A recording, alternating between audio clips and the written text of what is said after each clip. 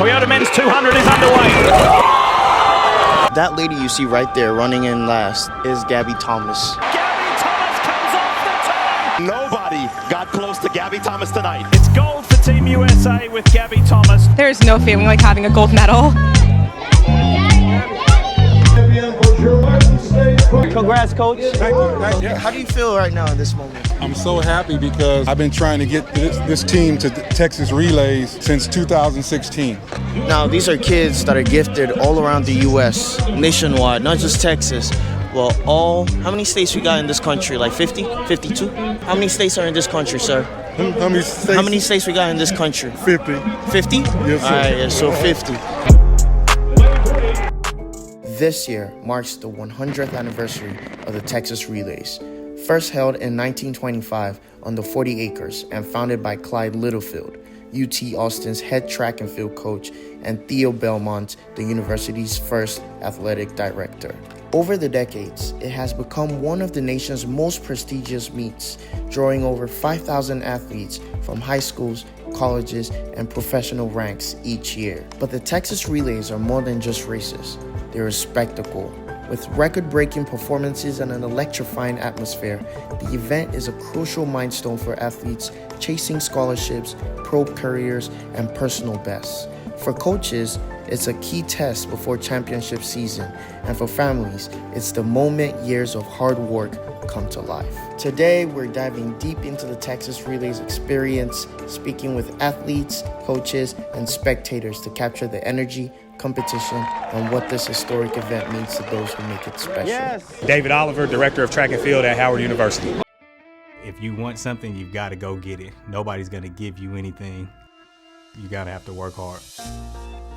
The hurdles, first of all, I'm thankful that they exist. I won Texas Relays when I was a competitor, back in the day and stuff, so it's always great to come here. You got to earn the right to live the dreams and stuff, right? That means you got to be doing everything that you're supposed to be doing. It's a 24-hour job being great. You can't just flick it on and off like a light switch. From the time you wake up to the time you go to bed, you got to be great at whatever it is you do. So that's the mentality. Yeah. And, that's why a lot of people may not be that successful, because the mentality, they only want to be great for about 12 hours out the day. When you're trying to be a professional track and field athlete where it's only you out there in the field to play, you got to be locked in 24 hours. No pun intended, but what are some of the hurdles you faced, training kids, college kids, how to be professional in this sport and in this craft? You need to instill discipline in athletes. Well, that just comes from recruiting with the team that we try to put together, make sure we're bringing the right student athletes in and conversing with the parents and them and understanding what kind of their discipline is and letting them know what the expectations are here. I mean, a lot of people do try to blame the current generation of kids for certain things, but at the end of the day, they talk about participation trophies and this, that, and the third, but those kids didn't give themselves the trophies, the adults did. So, the adults, my probably generation of parents and stuff got to look themselves in the mirror and see what's kind of going on. But I don't really put much blame on the student athletes or the young people for kind of what they may be doing, but it's my job as a guiding figure and somebody that could be a difference maker for them for 4 or 5 years of their life and hopefully beyond, when there's a connection there that this is what we do and we try to do everything the right way. That's the men's 200. So we're about to go try to talk to a two-time Olympian who's a PUMA runner, and it's actually an invite race that she participated in. So let's see if we're going to have some luck in talking to her. Hey, would you like to be on my YouTube channel? I just want to ask you one question. Is that okay? I gotta get drug tested right now. Oh, okay. That's fine. Good luck, though. Like congrats and everything. Yeah, thank you. It's a pleasure. Yeah. Said she had to go get drug tested, so she didn't have some time to talk. But she said maybe after. So we'll see. Bro, what was her name again? I cannot remember, bro. They're doing the race right now. Which one? Olympian is again. Oh. From France. From France? Olympian from France. Hey, going now. National champion, Olympian. You got one. Who you here to see, man? Man, I just came out just to have a good time. I ain't come to see nobody Pacific. Are you from here, Austin? Nah, I'm from San Antonio. San Antonio? So you drove all the way just to have a good time? Yeah. I like that. That's very optimistic, man. No expectations, just there with the vibes. Yeah, just hanging out, homie. Yeah, I ran in high school, and my daughter ran too. My daughter was like number 3 or 4 in the state. In the state? What's her name? Marquez Hopkins. She graduated already. She thinking about coming back. That's why we've been watching the track meets. Oh, okay. She's thinking about coming back. She's in her 2nd year of college. Stuff is way easier than it was a long time ago. Yeah. So everything is kind of like given with NIL and different things like that, which I think is good, but I think they should have to prove themselves a little bit more. So you think like they're getting things a bit easier? Oh yeah, all of them. You got kids now, they say you're a 3-star, 4-star, 5-star, and then you don't even make it to the practice squad when you come to college. But you got $100,000. You got people that have been working for 20 years make 20 grand. So they need to up the bar a little bit. Yeah, make them prove something, then pay them. If they up the bar a little bit, do you think a lot of kids are gonna qualify? For example, your daughter is an athlete. Do you think she got what it takes if they up the bar, or? I know she do. I like that confidence, man. It was okay. It was okay. It could have been way better. I clipped a hurdle, like hurdle number 6, and I ended up running like a 12.2. It could have been better though. But I'm sitting like 1st in my districts. I know I'm like 2nd in the area and like 3rd in the region. What is your district? We're 5A. What is the name of your district? Oh, McKinney North. Okay, so you're 3rd in your district. You're 3rd in your district. Yeah. Don't diss her. She's 3rd in her district. I'm 1st in the districts. 1st in your district. Yeah. And 3rd where? Region. Region. Yeah. What is the region? We're region 2, I think. We're Okay. region 2. So your future is looking good. You're gonna go pro. Yeah, hopefully. For hurdles, that's what you want to do. No, hep For what? heptathlon. What is that? It's high jump, hurdles, open 2, open 8, long jump. So everything. You're just gonna do No, everything. not everything. It's 7 events. Okay. Yeah. All right. Well, cheers to you, man. You're gonna Thank go you. pro. Anybody else here going pro? No. I don't know. Yeah, they're on vibes today. All right. Hey y'all, so my name is Lanai. Our next event is 4x4. This is my teammate. How do you guys deal with the pressure of running in front of thousands? Honestly, I feel like the pressure, it pushes us more to do good, to impress everybody that's watching us. I would say, yeah, the pressure be on, but then again, I want to run my race and I'm not scared. Like, I had to train myself to not be scared of like how other people would think of me. I just know that I just need to do my best, and if I do my best, then I'm okay with myself, regardless of other people think. We finished 7th in the final of Division 2, and we finished 2nd in the final for the Division 2 for the 4x2. Did you guys have any doubts before getting on track? There was no doubts because we knew like what we came here to do. We didn't just come here for fun. So we knew we had to come out here and run a decent time for us to place in prelims, and we did that. And then we came here. It was a lot of rushing, but I feel like we still did good. There is room for improvement, but you know, we're still. Yeah, I just feel like with doubts, no, we don't doubt ourselves because we put the work in. So like, we expect higher from ourselves, so we're not gonna doubt ourselves. We doubt ourselves, then we don't do our best in a sense. So, yes, for the relays, we just want to make sure that we can get good handouts, handoffs, we just want to be a team. So, like, we don't really doubt ourselves because we're in it together. Kyle Jenkins, Long Beach State high jumper. Just finished competing right now. What was your place, bro? My place, I think 5th. Wasn't too good of a day today.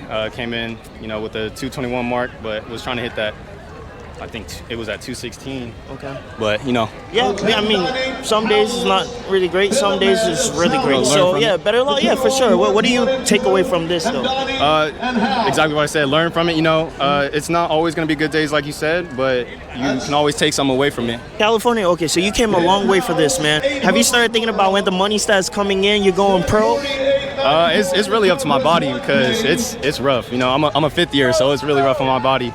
I hope so. Yeah, it's really just my focus right now is getting to nationals. I got my regional qualifying mark, so trying to get to Oregon. Okay, beautiful, man. I wish you all the best. Past, I want to say 4 years, I was trying to hit a 7.3 mark, and I hit that 2 weeks ago. So that was really that was big for me. But getting to nationals and being able to be on that track with everyone watching in Oregon is a big thing for me that I can look back and just cherish everything. For sure, man. Hey, I wish you all the best, Appreciate man. it, Good luck. Do you have any event after this, or that's? I don't. I'm just a high jumper. That's it. You're just chilling. Yeah, I'm chilling. That's good, man. Well, I hope you enjoy all your time in Austin. Appreciate and it. good luck back in Cali, bro. Gabby!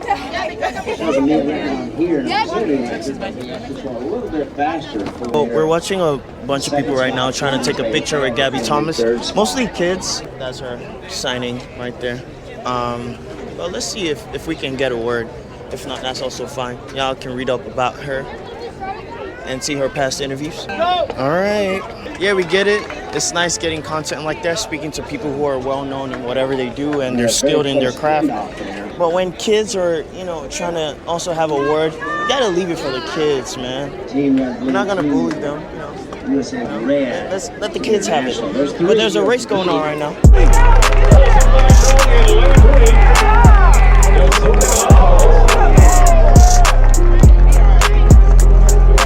And why don't you want to go pro?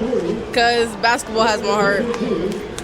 Basketball? So you want to go into WNBA? Of course. Okay. Do you think you got what it takes, or it's a whisper? Of course. You got it? So you hoop right now? Yeah. Okay. All right. I like that. Hey, look up West Oso. They made it all the way to what? State semifinals. West Oso. Where is that located? Corpus Christi. Oh, so y'all by the beach. Okay. Yep. That's okay. Talk to us, bro. What is like most of the times the mental block you experience as athletes, bro? I guess it's like the competition and the expectations you put on yourself. Yeah. Because you can do all this work and not even PR. So it's just like each day you just want to get better and better and reach your goal. Yeah. Is y'all's goal like to go pro? Yeah, I'm D1, go pro. It's like you want to we work so hard hitting the times, but like you also forget to have fun while you're doing it. Yeah. Okay. Yeah. Well, what's the best highlight though? What's been the highlight so far? This is the last day of the event, correct? Yes. Yeah. So what's been the highlight so far? Back in my state, North Carolina, I qualified for regionals, so. Ooh, that's pretty big, bro. Yeah, pretty big, Congrats to you, man. Thank you. Shout out your school again. Cuthbertson High School, Waxhaw, North Carolina. Okay. And you know this is like the 100th year they're doing this. The 100th. You know how y'all feel about that? 100 years, man. You're making history. I mean, this is crazy. Yep. And to be in high school too doing this is kind of crazy. Yeah. What are your plans for college? Probably to go D1. I want to do this in college too. In college? Yeah. Okay. What grade are y'all in right now? I'm a sophomore. I'm a sophomore in high school.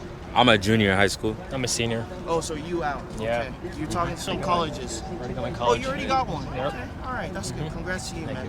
Hey, it's a pleasure, man. For the event, what was going through your mind, for you guys to win this race? How did you guys prep for it mentally? Trust in our training, trust in the Lord, the gift that He's given us, and let Him carry us through the race. We just had to remain patient. We were very patient. Focus on our training and trust each other, I would say, is the most important. What was your time? 47:08, I think. That's impressive. Yeah. That's impressive. And y'all in high school, college? Yeah. Yes. High school. Oh, beautiful. Oaks Christian. Oaks Christian. Where's that at? Cali. Oh, you came a long way. Okay, that's beautiful. Well, congrats to you guys, and I hope all the best for you guys in the future. Thanks for talking to me. Yeah. Coach. I coached 19 years at Louisville. We came here just about every year. Set the record in the Division I girls 4x2, and then we won it in the 4x4 in 2011. So I come here every year. Sorry, sir. Can I ask you a question? Yes. Would you rather run a 400-meter race right here or fight Mike Tyson for 10 seconds? 400 meter, I did that.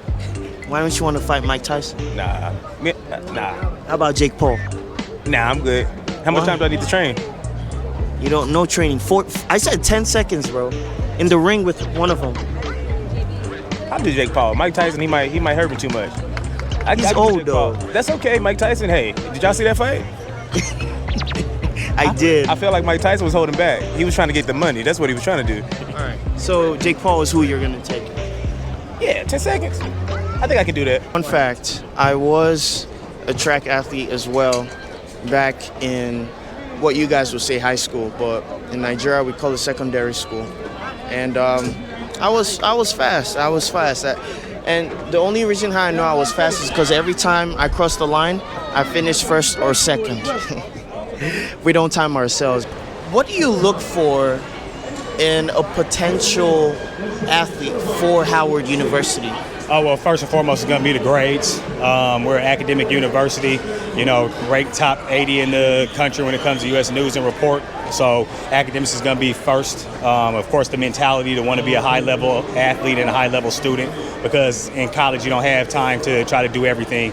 It's 50-50. You got to be student, got to be an athlete. So the discipline to be able to do that. Of course, performances are going to matter, but it really doesn't matter that much because you're going to have to reach a whole nother level when you get to college if you want to compete on this level. So just kind of project into what they are, but I'm more interested in what the mentality is, and do you have what it takes between the left and right ear to want to be as great as possible when it comes to being a track and field athlete. And everybody's not going to go pro. You know, thankfully I was able to have a 13-year career and go to the Olympics and win the world championship gold medal and things like that.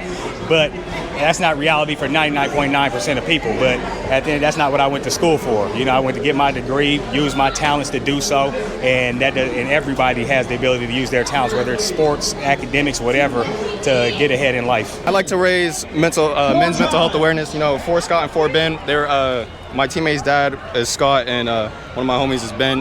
They took their own lives, but it's something to raise awareness with mental health and everything. And with Baron James, my cousin, he passed away, and John Jenkins was my grandfather. He just passed away, and these are people.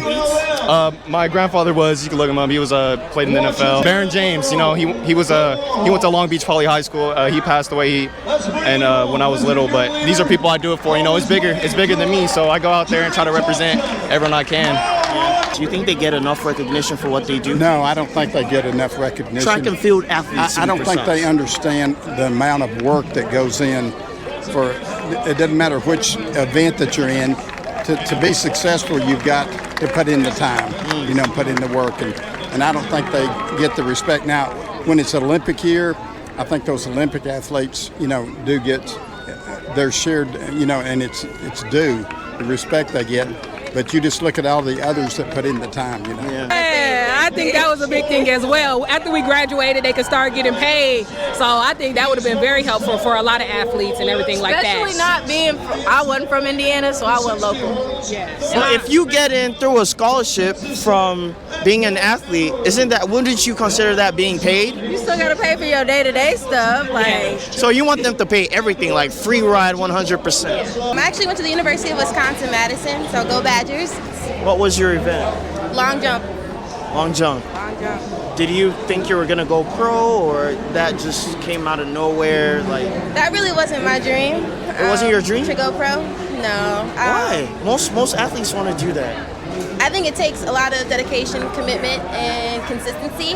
And for me, that just wasn't what I wanted to apply myself to. I had other goals and aspirations for myself, and just continue to do the sport that doesn't give the accolades or doesn't give the recognition and doesn't get the pay for it? Absolutely not.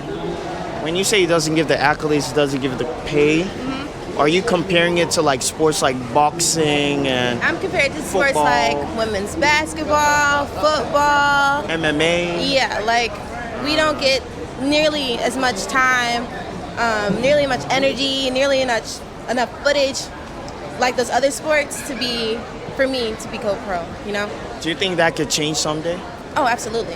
When you have people like Masai or Sha'Carri or Noah or those big athletes who love what they do and are bringing recognition to the sport, I think it definitely can change. I heard from a very smart man. He said that one's purpose in life changes when when they evolve with life and different situations and everything. What is your purpose now? What do you feel your light is beaming into this world? What do you want to achieve for yourself? My purpose in this world is to continue to bring people to God. I think that can be recognized and seen through many avenues, but then also like I love to coach and I love supporting people and helping people out with disabilities. So my passion is just continue to shine light on those who don't get enough recognition, especially those who are disabled. In sports or outside of sports? Sports and outside of sports. Okay. I think that specific population, they don't get enough recognition and they don't have a lot of people believing in them. And I just want to be that person to continue to push them into that light and into their purpose. You've seen everything, man. We were out here, Austin, Texas. This is where I graduated from. Some hookup, great sport, great people. Cheers to everybody who's part of this event. Cheers to everybody who's yet to be a part of the event. And look forward to more. Cheers. I'll see you guys in the next video.